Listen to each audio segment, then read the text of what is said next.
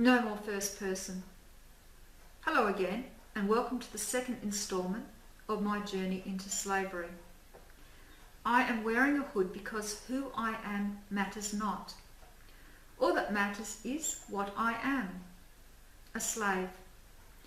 Most slaves have a list of rules and protocols that they have to live by. For many slaves, including this one, the first rule involves losing the first person. The rules and protocols that this slave lives by will be detailed in recordings that follow. Losing the first person involves never using the words I, me, or my, and always referring to oneself in the third person.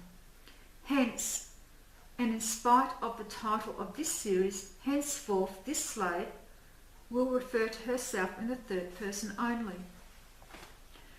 While the point of this rule is of no concern to, nor is it any business of this slave, it may well be the interest to you, dear viewer.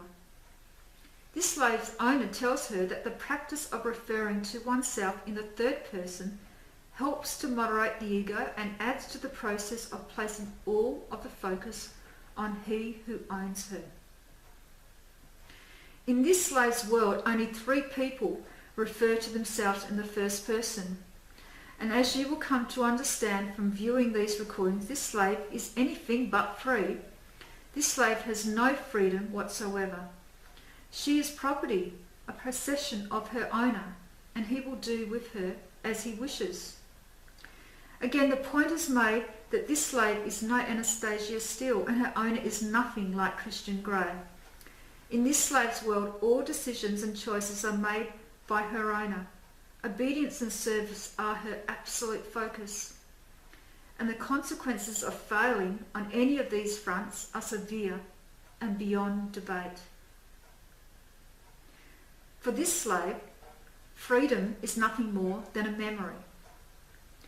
That said, for this slave, freedom has been found wanting in terms of the benefits delivered, while the absence of freedom has created meaning, excitement, passion, joy, and pleasure.